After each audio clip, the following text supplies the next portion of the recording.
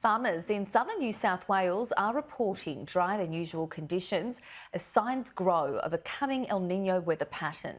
Some fear it could mark a return to drought much sooner than expected. The wet La Nina years were good to livestock farmer Gary Grant, but that all ended when autumn began. Everything's slowing right down, so the pasture growth has slowed down. The land around his Braidwood property near Canberra is gradually drying out. Once muddy paddocks are now firm underfoot.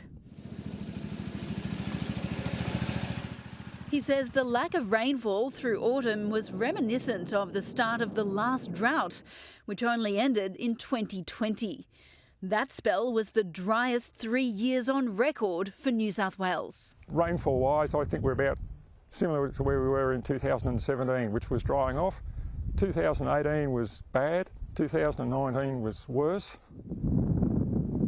Under the looming threat of El Nino and another extended dry stretch, he's selling off stock earlier than usual, concerned over a lack of feed. And he's not alone. And we're seeing it in the cattle sales.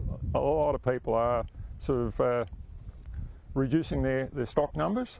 With drier conditions also comes the increased risk of bushfires. And after 3 years of excessively wet conditions, there's plenty of fuel to burn.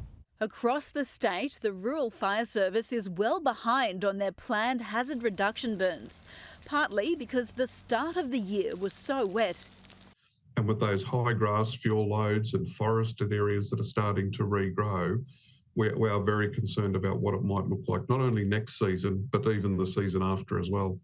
Gary, who's also the local fire captain, is worried by the considerable regrowth through areas that burnt in the Black Summer bushfires.